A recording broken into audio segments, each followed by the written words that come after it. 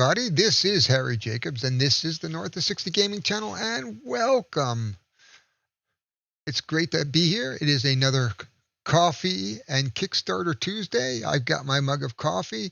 Take a minute, put me on pause, go grab your coffee, and let's start into today's topic. And today I wanted to talk about why board games are making a comeback. Why are we building, as I've heard lately, the nerd culture? I mean, I remember playing board games back in the late 60s and early 70s, and it was very niche. There were only a few companies, Avalon Hill, SBI's, Game Designers Workshop, and a few others, putting out basically strategic games with half-inch by half-inch counters on 4-color maps, with rule sets that would boggle the mind. But all of a sudden now, fast forward about 30 to 40 years, and all of a sudden now, why are board games making a big comeback? So let's talk about the reasons why.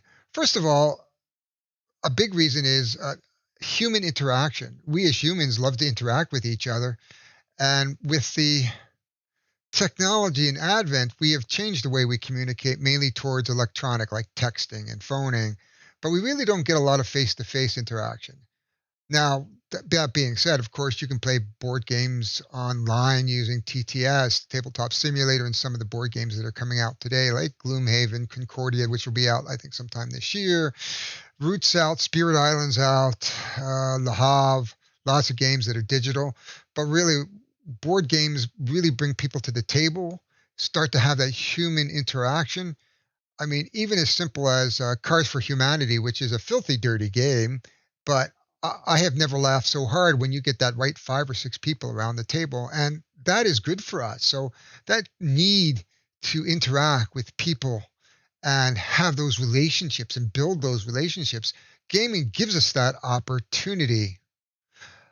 Another thing that I've seen, and we use it in my workshop. We bought a couple copies of Pandemic, and we use that for team building and games during break times. A friend of mine often play a game at lunchtime, a couple games like It's a Wonderful World, where it's a very quick 20-minute games. We can get a couple games in and we're out, just to sit down and, again, have that human interaction that depressurizes the workplace.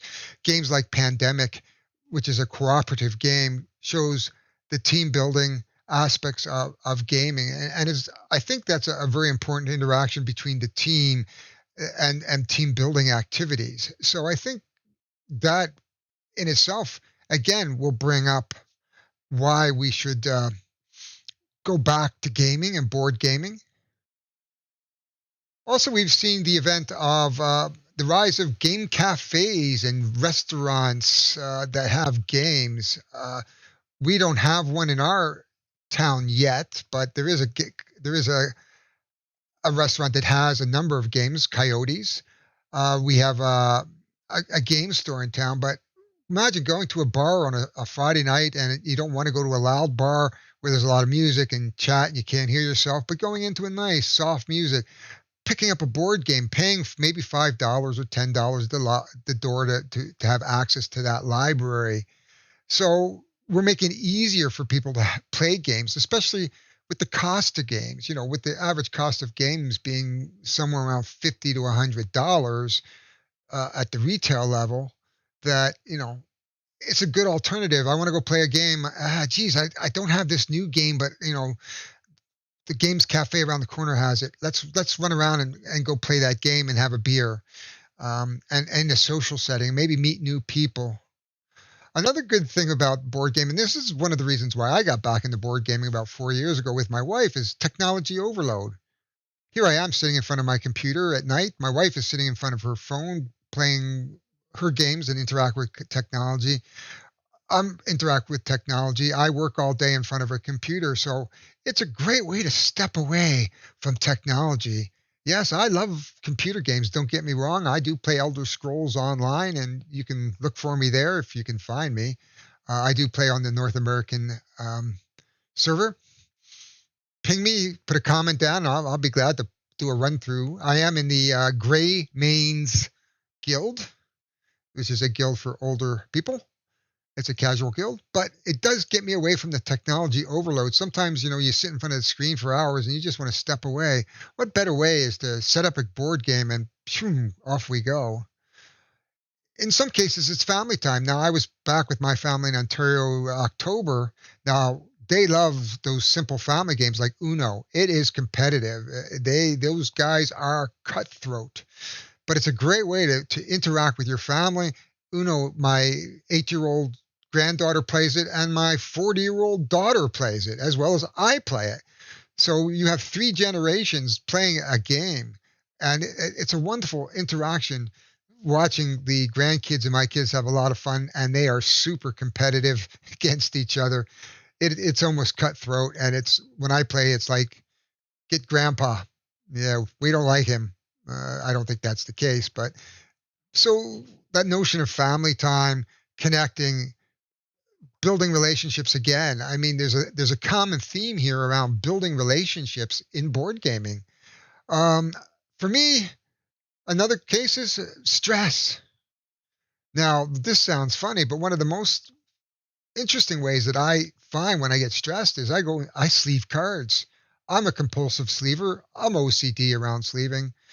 So this gives me a chance to decompress. I love solo games, so I have a number of solo games that are quick to set up. Put them on the table. Some new ones like Coffee Roaster. I love Coffee Roaster. I have the app and the physical game, so if I can't play it on my table, I can certainly sit down and play it on my phone or my tablet. But at the same time, if you want to get rid of it away from technology, you pretty much want to set it up. Um, Happiness. Now, this sounds silly, but when we talk about dopamine and when we get into the theory of why people play games, there is a chemical and physical response, and that is dopamine. And you create dopamine, which is the happy hormone, I suppose.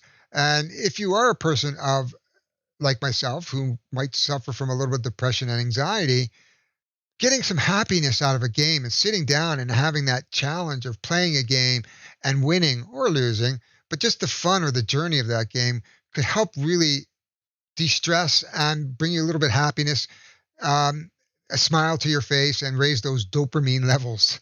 That or go out for a good run. Does the same thing. I like running too. Uh, Another thing is, of course, is board games give us that goal setting and some patience to play. There's nothing more, you're 5-4, you got 5 people around the table, you've got some goals because you might have a mission. And then you have to have patience to allow the other people to do their turns. So think about that in real life. This relates because when I work in a team, I'm a project manager, business analyst. I have to set goals. I have to be patient with my teammates in order to get the work done. So if you don't see a connection of board gaming to every day, it is there. Now, I did study that a little bit in my master's degree a number of years back, and I can tell you that the idea of adding games to your life, whether it's at work or home or play, it does play into everyday interactions and everyday type skills that you may need, whether it's a leadership skill because it's a co-op game or goal setting because I want to get $1 million and win the game. It's there. Health benefits. Well, if you raise your dopamine levels, you're going to be healthier. You're going to have happiness, mental stimulation, a break from everyday's pressures, even if it's just for a few minutes. Even just getting away from the screen, it was shown a number of years ago in a study that sitting in front of a computer screen with the refresh rate is hypnotizing. Now, for you like me who sit in front of the computer for 8 to 10 hours a day working, that is not a good thing. So it gives us that break away from technology. See how everything is interacted here? Drink and play. Board game cafes, sit down. Have you ever played, if you've played Cards of Humanity, you know you don't play that with grape juice. You drink wine and beer and alcohol during that game, uh, depending on the seriousness of the game, because certainly if I'm playing a serious game, there's typically very little alcohol at the table. There's usually tea or coffee. because we don't want the cloudy judgment of alcohol. But when you start getting into family games and sort of easier games, yes, alcohol, definitely play Flux, get alcohol. There are games that are better with alcohol. Don't drive with alcohol in your system. I am not saying that you should drink alcohol here, but there's some really good reasons here today of why we should play board games. So I'm just going to iterate before we sort of shut down for the Kickstarter portion. There's the need for interaction, human interaction, uh, team building within the workplace, being able to go to a bar or cafe to play, getting you out, socialization, getting away from technology overload, good quality family time, a way to decrease stress, increase happiness, giving you some real life lessons in goal setting and patience. There's some health benefits. Of course, if you're happy and you decrease your stress, you're going to have health benefits. And the idea of having that socialization, like drinking and playing at the same time in a social setting. So that is the topic to today, why board games are making a comeback. If you like this sort of content, please subscribe to my channel. Hit the like button if you like what you've seen today. And please, if you want to be notified of this type of stuff, please hit the bell. Thanks very much. We are going to go down and we're going to start looking at some of my Kickstarters today that I'm looking at. And I am grateful that you're here today. And let's get on with Kickstarter. We didn't do Game Found this week. Well, we are here in front of the Kickstarter. I've got 1, 2, 3, 4, 5, 6 Kickstarters that we are going to look at today. And so let's get at it. The first is more historic board games from around the world. This is from Scott Boltman. And I did take a quick look, and he is known for these classic games, mainly peg games that we've all seen those in bars years ago. Right now, he has funded. He was only looking for about 5,000. He's got over 676 backers. It's a niche game. These are tabletop games. Typically, you can see the different peg type style games. We've all seen them. I've seen them here and there. It's good that we're actually having somebody to put these games out so that they aren't lost to the world, that these games have been around, some historical views on early gaming. It's not particularly expensive. You can choose a game. It's $14 for a game. If you want just the rules, you can get 3 games for $36. That was the early bird. Get all 6 games for about $75. They look like not bad. You can get the whole collection, 24 games for $265. I myself are not going to back it. He really doesn't talk about shipping anywhere, does he? Let's just see. No.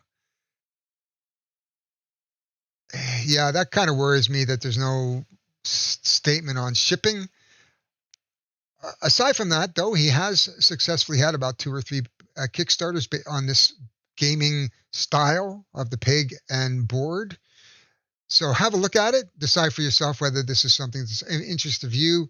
I will not be backing it, partly because I'm not particularly interested in peg games, and partly because there is no shipping. There's no real reviews. This is a very niche market, and he's filling it. And congratulations to him for funding. But I wanted to bring this to your attention too, because sometimes these get missed, these little tiny games, and I want to start focusing more on my Kickstarter segments on smaller games that sort of fall through the cracks, because we can all talk about the big games, and I've got some big games here. Don't get me wrong, but I think me as a content creator need to focus on these types of games and help these small publishers realize their dreams. And it's not all about those bigger games, as I said before. So that is historical games from around the world. There are 6 of them, 24 in the series. Yote, and there's some videos to back that up. Have a look at this site on Kickstarter, and hopefully you'll perhaps back it. What do we got next? Monster Hunter. Oh my God, look at that. 3 days to go. We are coming up to 5 million. If they're going to make 5 million easily. I am not sure what the attraction to this game is. It's 1 to 4 players, 60 to 90 minutes. I did look through it a little bit. I don't tend to before these because I like to sort of go, hey, this is what my first impression is. We got different pledge levels, so it looks like we got a 51 pounds, $70 for what looks like a entry pledge. And then we can add on and add on and add on, I suppose. There's ancient forest monsters, lots of, looks like miniatures. Core pledge, now we're getting up to 102 pounds, about $140 US. Wild Sphere, Waste Hunters. I'm just trying to go through here, all the different things that we're seeing here. This is lovely.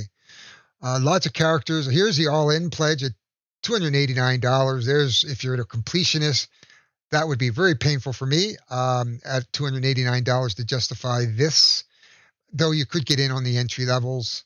And then we've got Hunter's Arsenal. So there more, and more. We got lots of stuff here. So, oh, and here are the add-ons. So you can add on forever.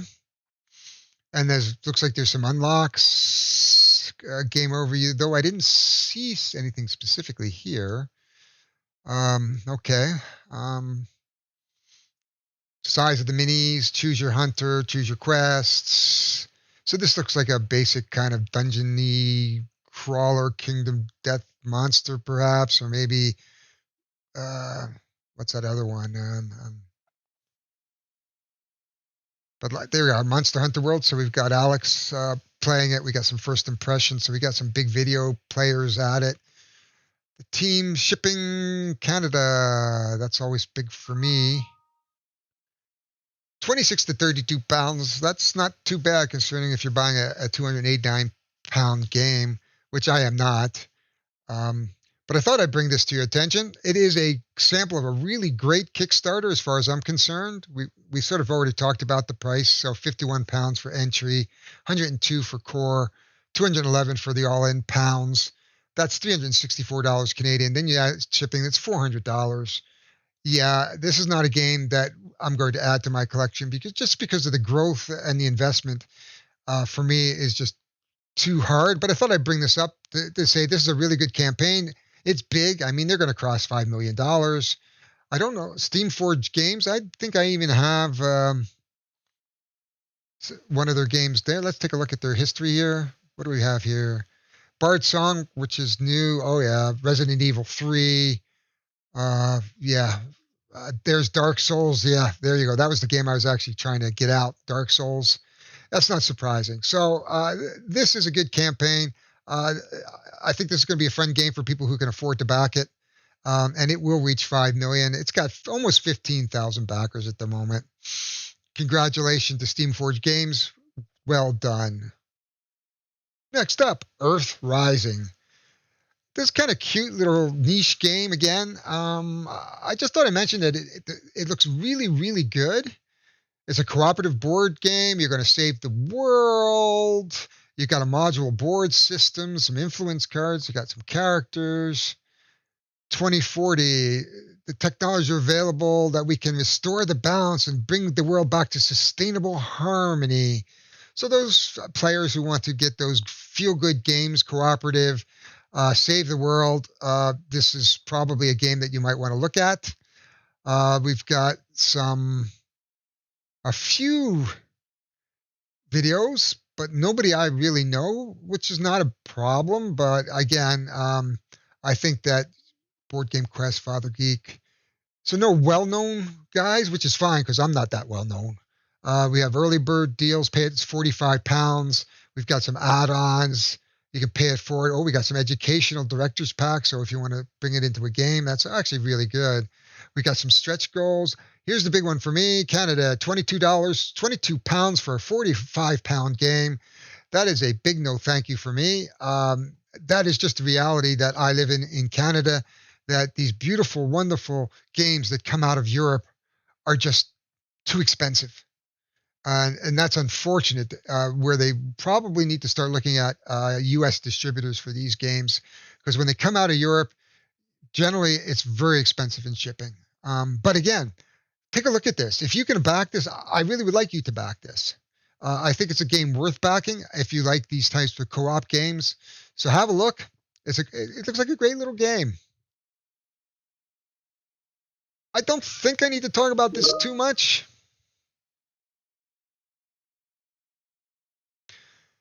I don't think I need to talk about this game too much. This is Impendium and Nova Lux reprint. I've seen it around Dragon Age Games. I think people have talked fairly highly of this game. I backed it. Okay, so I'm going to tell you right now, it's back 1 to 6, 15 minutes a player, competitive and cooperative. I have to apologize, guys. That's my wife chatting to me in the background on Facebook, and it's getting dinged, and I'm sorry. I have a real life too. We've got some notice from Hungry Gamers and Dice Towers, so this is pretty good. How to play. So this is a really nice section. This is a good example of a really good campaign as far as I'm concerned. It looks like it has interesting play. I don't think it was particularly expensive. I don't know what I backed. Oh, I selected both games, $59 US, so that's not surprising. It looks good. Lots of stuff in the boxes. Let's just go down to shipping. Oh, see all the videos. Like everybody here has gotten a copy except poor old Harry. It's a $18 shipping for a 59 game, so it's well under that 1/3 of mark that I like for shipping. Too bad I can't get it free. I think this is a good game. I think you should have a look at it. It is going to fund. I have no doubts that it's going to fund. It's at 13,000 now. Oh, it has funded. Never mind. It wasn't a big ask. I don't think the components are going to be they're going to be average. I don't think, but I think the gameplay is going to be amazing. Again, take a look at Impendium and Nova Lux reprint if you're looking for to pick up a game. Here's one that I just wanted to make a comment about that. This was in the tabletop games, and it's a game for PC. I have no idea how and what Kickstarter is doing here, but if there's starting to be leakage into tabletop gaming and start thinking that computer games are tabletop gaming, and I'm not saying it's not a tabletop game on a PC platform, but it is not a physical game and therefore should be in the PC game section of Kickstarter. I'm not going to go through this. I just want to point this out to you that this kind of stuff, in my mind, doesn't belong here under tabletop gaming. And in fact, I almost say that tabletop gaming at this point needs to be subdivided into sort of board games versus accessories versus role-playing, because there's lots of 5e stuff that are coming in. And that is board gaming. Don't get me wrong. It's role-playing for the most part. Accessories are not board gaming, though they are related to board gaming. So the umbrella is board gaming. I think we need to be subdivided because it's getting harder and harder to find these little gems inside all these. Buy my dice, buy my STL files, buy my miniatures, buy my book, buy my whatever. I think Kickstarter is going to have to start looking at this and be a bit more pickier and maybe a bit more policey. But maybe it's just a money grab. I don't know. I'm not Kickstarter, but I just thought I'd bring that up, that I am seeing more of these types of things in board gaming. Not happy about it. Okay. Whew. Last but not least, Simon. First of all, this is a great game. I've heard good things about this game. So this is not about the game. X-Men United Marvel. This system is apparently very, very good. The game is typical Simon. There's tons of miniatures, all that stuff that you expect to get. Not a bad entry, $65 to get the sort of an entry in here, and then $100 where you get the Apocalypse Pledge. But you go, aha, is that all there is to it? Oh no, there's your Mutant Pledge. There's your Apocalypse Pledge. Okay, lots of monsters, lots of cards, that cartoonish style that we've seen. And then we come down to, hey, well, if I got this, 220, we get everything. And another $25 for this, and another $30 for this, and another $30 for this. Next thing you know, it's $500. Whew. Yeah. Now, I'm not saying this is not a slight on the game itself. It looks absolutely marvelous. And if you're going to back it, back it. Don't get me wrong. I'm not backing it, only because I can't afford to back these types of games. Plus, I'm not really into miniatures. Though, we got Dice Tower here. What else do we have? The Simon's got some videos. Simon, the big problem I have with this type is that Simon itself doesn't belong on Kickstarters. They are a big company. They can afford to publish this game without you investing in it. And this is where I like to draw the line to say I really like to focus more now on the smaller guys that have these passion products that spend lots of time of their own time, one, two people, or a small team of people, not this big, huge manufacturing conglomerate game, and bring you really, really expensive, wonderful games, but games that I don't have the fear of missing out. US, UK, look at the shipping is 30 to 66 if you get this two waves. So, I mean, the shipping is pretty good for North America.